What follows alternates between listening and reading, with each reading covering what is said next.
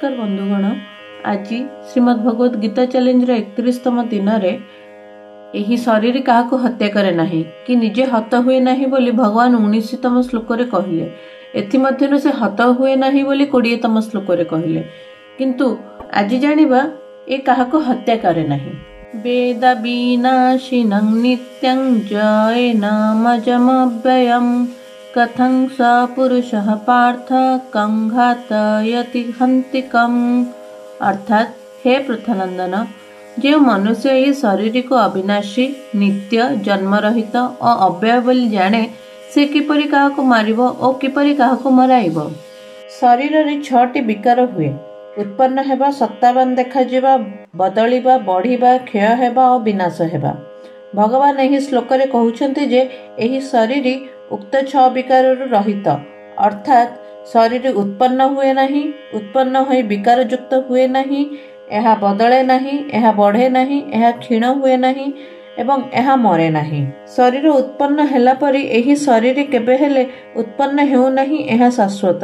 शरीर को निजर अंश बोली कही भगवान एहाकू सनातन कहिछन्ति। एही शरीर कदापि मरे नहीं, जे जन्म हुए से मरे एवं जेउठी पिंड प्राणर वियोग हुए सेठी ही म्रियते प्रयोग हुए। शरीर रे पिंड प्राणर वियोग हुए, किंतु शरीर रे संजोग वियोग हुए नहीं, यह अक्षुण्ण रुहे, एहार केबे मरण हुए नहीं। विकार गुड़िक मध्यरे जन्म और मृत्यु ए दुईटी विकार मुख्य।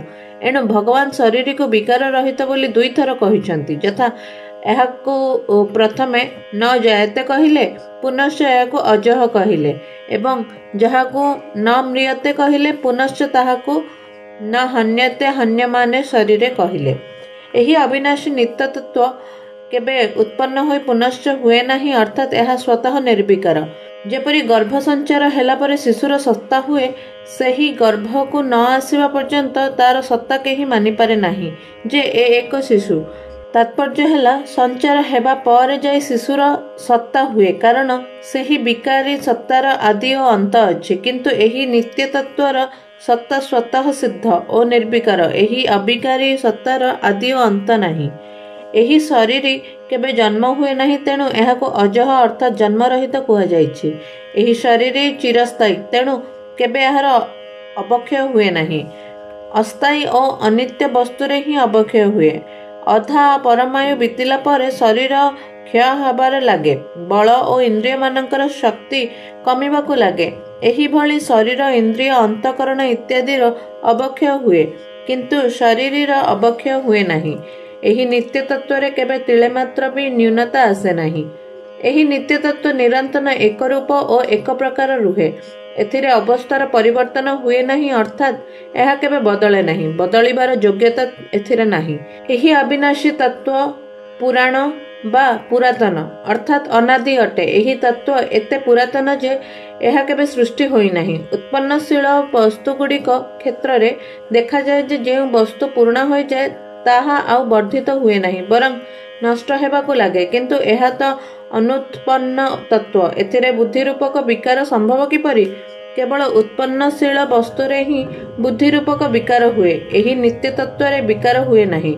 शरीरर विनाश हेले मध्य एही अविनाशी शरीरर विनाश हुए नहीं। एठारे शरीर पद प्रयोगर उद्देश्य हेला एही शरीर नष्टशील। एही नष्टशील शरीर रे ही 6टी विकार हुए, शरीर रे नुहे। एही पद मानकरे भगवान शरीर और शरीर जेपरि वर्णना करिसेंते सेहीपरि स्पष्ट वर्णना गीतार अन्य कौनसी स्थान रे होई नहीं। अर्जुन युद्ध रे कुटुंबक मरण हेबा आशंका रे बहुत शोक करुथिले। एही शोक दूर करिबा निमंते भगवान कहउछन्ते जे शरीरर मृत्यु हेले मध्य शरीरर मृत्यु हुए नहीं, अर्थात एहा अभाव हुए नहीं, तेणु शोक करिबा अनुचित।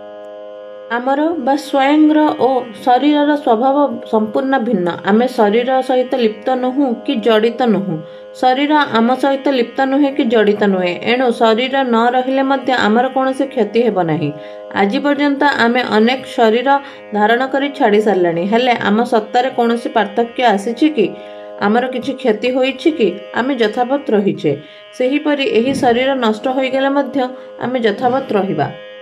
हस्त, पद, नासिका आदि जेपरि शरीरर अंग शरीर शरीरी ବା ସ୍ୱୟଂର ସେପରି ଅଙ୍ଗ ମଧ୍ୟ ନୁହେଁ ଯାହା ପ୍ରବାହମାନ ଓ ବିକାରୀ, ତାହା ଅଙ୍ଗ ହୋଇ ନପାରେ। କଫ ମୂତ୍ର ଆଦି ପ୍ରବାହମାନ ହୋଇଥିବାରୁ ଏବଂ ଘା ବଥା ଆଦି ବିକାରୀ ହୋଇଥିବାରୁ ଯେପରି ସେଗୁଡ଼ିକ ଶରୀରର ଅଙ୍ଗ ନୁହନ୍ତି, ସେହିପରି ଶରୀର ପ୍ରବାହମାନ ବା ପରିବର୍ତ୍ତନଶୀଳ ଓ ବିକାରୀ ହୋଇଥିବାରୁ ଶରୀରର ଅଙ୍ଗ ନୁହେଁ।